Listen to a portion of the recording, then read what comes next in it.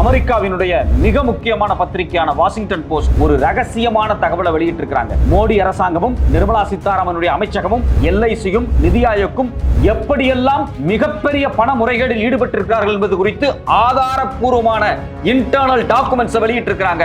இந்தியாவில் எல்ஐசியில பணம் போடக்கூடிய சாமானிய 30 கோடி மக்களுடைய பணம் எப்படியெல்லாம் முறைகேடாக அதானி என்கின்ற ஒரு தனி நபருக்கு பயன்படுத்தப்பட்டிருக்கிறது என்பது குறித்து விரிவான ஒரு ஆதாரம் வெளிவந்திருக்கு. இன்னைக்கு இந்தியாவில் இருக்கக்கூடிய மிக முக்கியமான பத்திரிகைகள் the Hindu, times of India, economic times, India today, இதுல எல்லாத்துலயுமே இதுதான் தலைப்புச் செய்தி. ஏன் எதற்காக இரவோடு இரவாக அதானிக்கு இத்தனாயிரம் கோடி பணம் முதலீடாக அரசாங்க துறையிலிருந்து கொடுக்கப்பட்டுச்சு? இதனால கடந்த ஒரு ஆண்டுகளில் அரசாங்கத்திற்கு ஏற்பட்ட நட்டங்கள் எவ்வளவு? இந்த வாஷிங்டன் போஸ்ட் வெளியிட்டிருக்கக்கூடிய முறைகேடுக்கு எல்ஐசி அவர்கள் தரப்பிலிருந்து என்ன பதில் இதுவரைக்கும் சொல்லி இருக்கிறார்கள்? வணக்கம், இது தமிழ் குரல். நான் உங்கள் சத்யராஜ். இன்னைக்கு இந்தியா முழுக்க பரபரப்பான பேசுபொருளா மாறி இருக்கக்கூடிய விஷயம் என்ன அப்படின்னா, வாஷிங்டன் போஸ்ட் வெளியிட்டு இருக்கக்கூடிய மிக முக்கியமான ஒரு கட்டுரை. வாஷிங்டன் போஸ்ட் அமெரிக்காவில் இருக்கக்கூடிய மிக முக்கியமான ஒரு பத்திரிகை. அவங்க ஆதாரப்பூர்வமான பல தகவல்களை வெளியிட்டு இருக்காங்க. என்ன தகவல் அப்படின்னா, இந்தியாவில் இருக்கக்கூடிய எல்ஐசி கிட்டத்தட்ட இந்தியாவினுடைய 30 கோடி மக்கள் எல்ஐசியில பணம் போட்டிருக்கிறாங்க. மிக எக்கச்சக்கமான கோடி சொத்து இருக்கக்கூடிய அந்த எல்ஐசி மக்களுடைய பணத்தை பத்திரமாகவும் பாதுகாப்பாகவும் தொடர்ச்சியாக திருப்பி கொடுத்து மக்கள்கிட்ட ஒரு மிகப்பெரிய நம்பிக்கையை பெற்ற ஒரு நல்ல நிறுவனம். எப்படி அதானிக்கு சாதகமாக செயல்பட சொல்லி மினிஸ்ட்ரி ஆஃப் பினான்ஸ்ல இருந்து அழுத்தங்கள் கொடுக்கப்பட்டிருக்கு. அது மட்டும் இல்லாம அதானிக்கு ஏற்படக்கூடிய நட்டங்களை சரிசமப்படுத்துவதற்காக 33,000 கோடிக்கு அதிகமான பணம் எப்படி அதானி நிறுவனத்திற்கு முதலீடாக கொடுக்கப்பட்டிருக்கு அப்படிங்கறத அந்த கட்டுரையினுடைய மிக முக்கியமான சாரம். இதுல ரொம்ப கவனிக்க வேண்டிய விஷயம் அப்படின்னா, நிறைய இன்டர்னல் டிஸ்கஷன்ஸ் டாக்குமெண்ட்ஸ் வெளியிட்டு இருக்காங்க. அதாவது நேரடியாக எல்ஐசி அதானிக்குள்ள பணம் எல்லாம் போட்ட முடியாது. இந்தியாவினுடைய பினான்ஸ் மினிஸ்ட்ரிக்கு கீழே இருக்கக்கூடிய மிக முக்கியமான துறை டிபார்ட்மெண்ட் ஆஃப் பினான்சியல் சர்வீஸ். இந்த நிர்மலா சீதாராமனுடைய கட்டுப்பாட்டில் நேரடியா இருக்கு. இதுதான் பாத்தீங்க அப்படின்னா இந்தியாவினுடைய department of banking, financial service, insurance, இது மாதிரியான எல்லாத்துக்குமான ஒரு நோடல் நிறுவனம். இந்த நிறுவனத்தினுடைய அப்ரூவல் வராம, இந்த நிறுவனம் ஒரு உத்தரவாதம் கொடுக்காம எல்ஐசி தன்னுடைய பணத்தை எடுத்து அதானிக்குள்ள போட முடியாது. ஏன் அப்படின்னா இது எல்லாமே பப்ளிக் செக்டார் யூனிட்ஸ். அது எல்ஐசியா இருக்கட்டும், இல்ல மற்ற பேங்க்ஸா இருக்கட்டும், எல்லாமே அரசாங்கத்தினுடைய பிரத்யேக சட்டத்தில் உருவாக்கப்பட்ட அரசு நிறுவனங்கள். அரசு நிறுவனங்கள் ஒரு முதலீடுக்கு போகும்போது தனியார் நிறுவனங்களில் முதலீடு செய்வது வழக்கம்தான். அப்படி முதலீடு செய்யும் போது மினிஸ்ட்ரி ஆஃப் பினான்ஸ்ல இருந்து அப்ரூவல் வாங்காம செய்ய முடியாது. ஆனா இங்க என்ன முக்கியமான செய்தி அப்படின்னா, இந்தியாவினுடைய நிதி அமைச்சகம், அதாவது நிர்மலா சீதாராமன் கட்டுப்பாட்டில் இருக்கக்கூடிய இந்த நிதி அமைச்சகம் ஒரு அழுத்தம் கொடுத்திருக்காங்க. நிதி ஆயோக் அப்படின்னு சொல்லக்கூடிய பிரதமருடைய தலைமையில் இயங்கிட்டு இருக்கக்கூடிய அந்த அமைப்பும் ஒரு அழுத்தத்தை கொடுத்திருக்காங்க. இந்த 2 அழுத்தங்களின் அடிப்படையில தான் பணத்தை கொண்டு போய் அதானி நிறுவனத்துல எல்ஐசி போட்டிருக்காங்க. எல்ஐசி மிரட்டப்பட்டுச்சாங்கிற கேள்வியே நமக்கு வருது. ஏன் இந்த கேள்வி வருது அப்படிங்கிறதா ரொம்ப முக்கியமானது. இப்ப நம்ம என்ன சொன்னா, எல்ஐசி எல்லா தனியார் நிறுவனங்களுடைய பங்குகள்லையும் முதலீடு பண்றது வழக்கம்.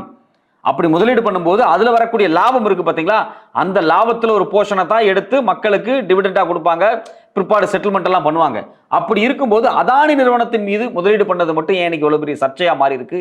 இதை ஏன் வாஷிங்டன் போஸ்ட் வெளியிட்டு இருக்கணும் அப்படிங்கிறதா ஒரு அடிப்படையான ஒரு கேள்வி.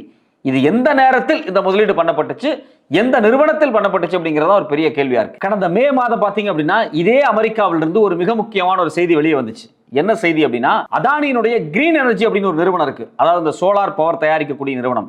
இந்த நிறுவனம் இந்தியாவில் கிட்டத்தட்ட ஒரு 20,000 கோடிக்கு மேல அடுத்த 5-10 வருஷங்கள் லாபம் பார்க்கறதுக்காக அந்த ப்ராஜெக்டை எல்லா மாநிலத்திலையும் தனக்கு டெண்டர் கிடைக்கிறதுக்காக 2,236 கோடி லஞ்சம் கொடுத்திருக்கிறார் அப்படிங்கிற செய்தி வந்துச்சு. இதுல அமெரிக்காவிலேயே பாத்தீங்க அப்படின்னா இவங்க மேல வழக்கு பதியப்பட்டுச்சு. அதானியை கைது பண்ண சொன்னாங்க. இதுல நமக்கு அடிப்படையா ஒரு கேள்வி, இங்க லஞ்சம் கொடுத்ததுக்கு ஏன் அமெரிக்கால போய் வழக்கு பதியணும்? அமெரிக்க நீதிமன்றம் ஏன் அதானியை கைது பண்ண சொல்லி உத்தரவிடணும் அப்படிங்கிற கேள்வி எல்லாம் வரும். அதாவது இங்க லஞ்சம் கொடுத்து இந்த ப்ராஜெக்ட் எல்லாம் எடுத்து தான் கையில வச்சுக்கிட்டு இது ப்ராஜெக்டை காமிச்சு அமெரிக்காவில் ஒரு மிகப்பெரிய இன்வெஸ்டர்ஸ் ஃபண்டை வந்து ரைஸ் பண்ணியிருக்காங்க. இதுல 7 பேர் சம்பந்தப்பட்டிருக்கிறாங்க அதானியோட. இதுல எல்லாத்துடைய போனும் டேப் பண்ணப்பட்டிருக்கு, லேப்டாப் எடுக்கப்பட்டிருக்கு, டாக்குமெண்ட்ஸ் வாங்கப்பட்டிருக்கு. ஆதாரத்தை கொண்டு வந்து நியூயார்க் நீதிமன்றத்தில் கொடுத்துட்டாங்க. இங்க பாருங்க, அதானிங்கிறவர் இந்தியாவில் உட்கார்ந்துக்கிட்டு இந்தியாவில் இருக்கக்கூடிய மாநில அரசாங்கங்கள் இருக்கக்கூடிய அதிகாரிகளுக்கு எல்லாமே லஞ்சம் கொடுத்து சோலார் கிரீன் எனர்ஜி ப்ராஜெக்டை கம்பல்சரியாக அந்த மாநிலத்தில் அதானி கிட்ட இருந்து கரண்ட் வாங்கணும் அப்படிங்கிற உத்தரவை பெற்று இங்க அதை காமிச்சு இன்வெஸ்ட்மெண்ட் பண்ணிட்டு இருக்காரு. நம்ம அமெரிக்க சட்டத்தின்படி மிகப்பெரிய பிரைப், அதாவது இது மாதிரியான லஞ்சத்தில் ஈடுபட்டு கொண்டு வரக்கூடிய ப்ராஜெக்ட்ல முதலீடு பண்ணக்கூடாது. சோ இங்க வந்து ஒரு பொய்யான டாக்குமெண்ட்டை காமிச்சு அதானி நிறுவனம் எக்கச்சக்கமான கோடி முதலீடாக வசூல் பண்ணியிருக்காங்க அப்படின்னு சொல்லி அதானி மேல வழக்கு போட்டாங்க. இதனால என்னாச்சு? உடனே அதானியினுடைய பங்குகள் மிக மோசமாக சரிவடைஞ்சது. எப்பன்னா இந்த மே மாசம் அமெரிக்காவில் இருக்கக்கூடிய நியூயார்க் நீதிமன்றம் அதானியின் மீது வழக்கு பதியப்பட்டு அவரை கைது பண்ணணும், அவரை விசாரணைக்கு உட்படுத்தணும்னு சொன்ன உடனேயே பல்லாயிரம் கோடி லாஸ். யாருக்கு அப்படின்னா அதானிக்கு. உடனே பங்கினுடைய சரிவு வேகமா நடந்துச்சு. இந்த நேரத்தில் தான் பாத்தீங்க அப்படின்னா எப்படியாவது அதானியை காப்பாற்றணும் அப்படிங்கிறதுக்காக அதே மே மாசத்துல எல்ஐசி அப்படிங்கக்கூடிய நம்ம அரசு நிறுவனம், அதாவது சாமானிய, நானும் எல்ஐசியில் பணம் போட்டிருப்பேன், நீங்களும் போட்டிருப்பீங்க, நம்ம சாமானிய மக்களுடைய நிறுவனம் கிட்டத்தட்ட 30 கோடி பேர் அதுல பணத்தை போட்டு முதலீடு பண்ணி வச்சிருக்காங்க. அந்த நிறுவனம் கொண்டு போய் கிட்டத்தட்ட 33,000 கோடியை கொண்டு இன்வெஸ்ட் பண்ணுது. யாருக்கு அப்படின்னா அதானியை காப்பாத்துறதுக்கு. இங்க என்ன கேள்வி வருது அப்படின்னா அதானி மேல ஒரு மிகப்பெரிய லஞ்ச குற்றச்சாட்டு வந்திருக்கு.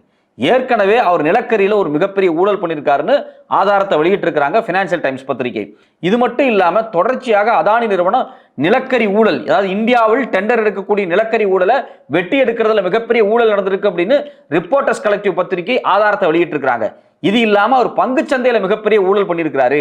அதாவது வெளிநாடுகள்ல, செசல்ஸ் தீவுகள்ல, பிரிட்டிஷ் விர்ஜினியா தீவுகள்ல, சைப்ரஸ் தீவுகள்ல உட்கார்ந்துகிட்டு இங்க இருக்கக்கூடிய கருப்பு பணத்தை வெள்ளை பணமா மாத்தி இந்தியாவுக்குள்ள திருப்பியும் பங்கு சந்தையின் மூலமா முதலீடு பண்ணிட்டு இருக்காரு. இது எல்லாமே அவர் மேல இருக்கக்கூடிய குற்றச்சாட்டு. இதை விட மோசமான விஷயம் என்னன்னா, ஒரு ஆண்டுகளுக்கு முன்னாடி ஹிடன்பர்க் அறிக்கை வெளியே வந்துச்சு. அமெரிக்காவில் இருக்கக்கூடிய ஷார்ட் செல்லர் ஹிடன்பர்க் அப்படிங்கிறவங்க மிக டீட்டெயிலாக எப்படி அதானி நிறுவனம் உலகம் முழுக்க நடந்த வணிகத்தில் என்னென்ன மாதிரியான ஃப்ராட் வேலையில் ஈடுபட்டு இருக்காங்க, பல்லாயிரம் கோடி ஊழல் எப்படி பண்ணியிருக்காங்க, கருப்பு பணத்தை எப்படி ரகசிய தீவுகளுக்குள்ள கொண்டு போயிருக்காங்க, அந்த தீவுல இருந்து எப்படி இந்தியாவுக்குள்ள கொண்டு வந்திருக்காங்கிறது ஆதாரப்பூர்வமான டாக்குமெண்ட் வெளியிட்டாங்க. அப்ப இதுல இருந்து என்ன தெரியுது அப்படின்னா, ஹிடன்பர்க்ல ஆரம்பிச்சு நேத்து வந்த செய்தி வரைக்கும் தொடர்ச்சியாக அதானி நிறுவனத்தின் மீது மிகப்பெரிய குற்றச்சாட்டுகள் இருக்கு, பல வழக்குகள் பதியப்பட்டிருக்கு, சர்வதேச நீதிமன்றங்களே அவரை கைது பண்ணுங்கிற இடத்துக்கு நகர்ந்திருக்கிறாங்க. இப்படிப்பட்ட முறைகேடான ஒரு நிறுவனத்தில் அரசு பணத்தை எதன் அடிப்படையில் நீங்கள் முதலீடு செய்தீர்கள், யாருடைய அழுத்தத்தில் நீங்கள் முதலீடு செய்தீர்கள் அப்படிங்கறத இங்க கேள்வியே. கடந்த மே 30ஆம் தேதி பாத்தீங்க அப்படின்னா அதானி போர்ட்ஸ்னுடைய ஸ்பெஷல் எக்கனாமிக் ஜோன் லிமிடெட் அப்படிங்கக்கூடிய ஒரு நிறுவனம், இந்த நிறுவனம் அவங்களுக்கு ஏற்பட்ட லாஸை சமன்படுத்துறதுக்காக அந்த நிறுவனத்துக்குள்ள எல்ஐசி கிட்டத்தட்ட 5000 கோடி முதலீடு பண்ணியிருக்காங்க. 15 ஆண்டுகள் நான் கன்வெர்ட்டபிள் டிபெஞ்சர்ஸ் அப்படிங்கிறாங்க. 15 ஆண்டு நான் கன்வெர்ட்டபிள் டிபெஞ்சர்ஸ்னா அதாவது லாங் டேர்ம் லோன், அதாவது டிபெஞ்சர்ஸ் அப்படிங்கிறது கடன் பத்திரம். இந்த கடன் பத்திரத்தில் முதலீடு பண்ணியிருக்காங்க. யாரு? எல்ஐசி. யாருக்காக அப்படின்னா அதானிக்காக. எத்தனாயிரம் கோடினா 5000 கோடி. இது மட்டும் இல்லாம பாத்தீங்க அப்படின்னா எல்ஐசி ஃபண்ட்ஸ் எதுக்கெல்லாம் பயன்படுத்தப்பட்டிருக்கு அப்படின்னா அதானி குரூப்பினுடைய அம்புஜா சிமெண்ட்ஸ், கிரீன் எனர்ஜி, இது மாதிரி பல நிறுவனங்களுக்கு அவர்களுக்கு ஏற்பட்ட நஷ்டம், அவர்கள் மீது வந்த ஊழல் குற்றச்சாட்டு, முறைகேடு குற்றச்சாட்டினால் பங்குச்சந்தையில் ஏற்பட்ட மிக மோசமான சரிவை சரிகட்டுவதற்காக அரசு பணம் எல்லா நிறுவனங்களுக்கும், அதாவது அதானியினுடைய எல்லா நிறுவனங்களுக்கும் இன்ஜெக்ட் பண்ணப்பட்டிருக்கு. இது குறித்து ஏற்கனவே ராகுல் காந்தி வெளிப்படையாக ட்வீட் போட்டார். Money policy premium are yours, security convenience benefit for Adani.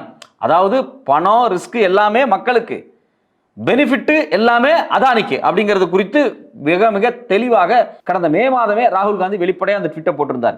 So அப்போ என்ன நடந்திருக்கு அப்படின்னா, கடந்த மே மாதம் அதானியின் மீது வைக்கப்பட்ட குற்றச்சாட்டின் அடிப்படையில் அவருடைய பங்குச்சந்தையில் சரிவு ஏற்படும் போது எல்ஐசி நிறுவனம் முதலீடு பண்ணியிருக்காங்க. அதை அப்பவே காங்கிரஸ் தரப்பிலிருந்து வெளிப்படையான ஆதாரங்களோடு வெளியிட்டு இருந்தாங்க. அப்போ ஒரு முக்கியமான விஷயம் என்ன அப்படின்னா, இது எல்ஐசி அப்படிங்கிறது அரசு நிறுவனம் தான், அதுல மாற்று கருத்து கிடையாது.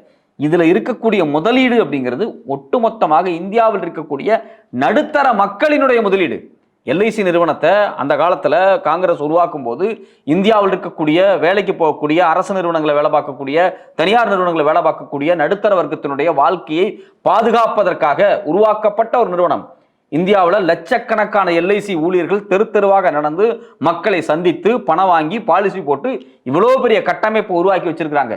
இந்த கட்டமைப்பை எல்லாமே அதானிங்கிற ஒரு நிறுவனத்தை பாதுகாக்கிறதுக்காக நீங்கள் ஏன் பயன்படுத்துகிறீர்கள்? அதான் அடிப்படையான ஒரு கேள்வி. அவங்க ஃப்ராட் பண்ணியிருக்காங்க, அவங்க தப்பு பண்ணியிருக்காங்க, மார்க்கெட்ல அவங்க லாஸ் ஆகிறாங்க, அவங்க கீழே விழுறாங்க. நீங்க மற்ற நிறுவனத்தில் முதலீடு பண்ணலாம். நீங்க டாட்டால முதலீடு பண்ணிருக்கீங்க, ஓகே, வெரி குட். அது மட்டும் இல்லாமல் இன்னும் சில நிறுவனங்களை முதலீடு பண்ணிருக்கீங்க, ஓகே. பட் ஆனால் இது மாதிரியான தொடர்ச்சியாக குற்றச்சாட்டுக்கு உள்ளாக்கப்படக்கூடிய குஜராத் மார்வாடி நிறுவனத்தில் முதலீடு பண்ண சொல்லி உங்களுக்கு யார் பிரஷர் கொடுத்தது அப்படிங்கிறதா எல்லாத்தினுடைய ஒரு கேள்வியாக இருக்கு. இதனால பல முறை லாஸ் சந்திச்சிருக்கு எல்ஐசி. எல்ஐசியினுடைய லாஸ் எல்லாம் நீங்க எடுத்து பாத்தீங்க அப்படின்னா ரொம்ப மனவேதனையா இருக்கும். கடந்த மே மாசத்திலேயே பாத்தீங்க அப்படின்னா கிட்டத்தட்ட 11,728 கோடி எல்ஐசி இன்வெஸ்ட்மெண்ட் லாஸ் ஆயிருக்கு. 12,000 கோடி எப்ப அப்படின்னா அதானிக்கு எப்பெல்லாம் லாஸ் ஏற்படுதோ அப்பெல்லாம் எல்ஐசிக்கு லாஸ்.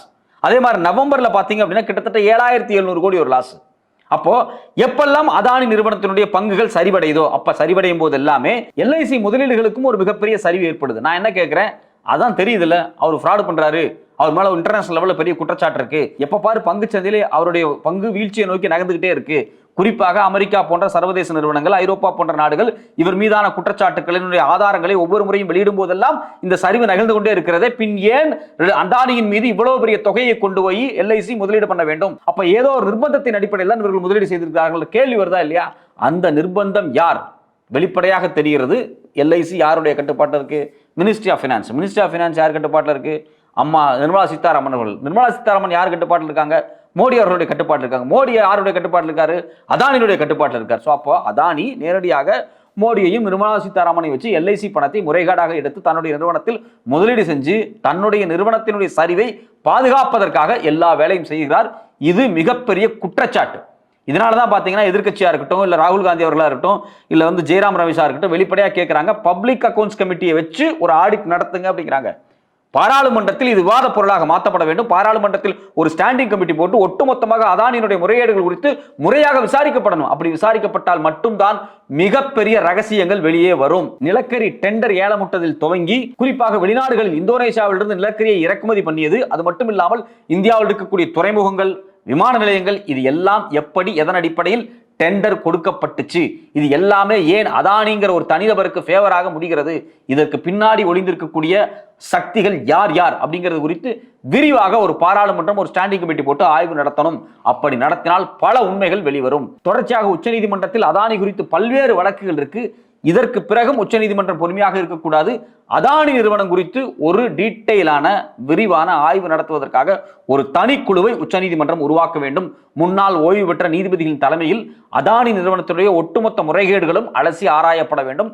அப்படி அலசி ஆராய்ந்தால் மட்டும்தான் இந்தியாவினுடைய பொதுத்துறை நிறுவனங்கள் பாதுகாக்கப்படும், சாமானிய இந்திய மக்களினுடைய பணம் பாதுகாக்கப்படும்.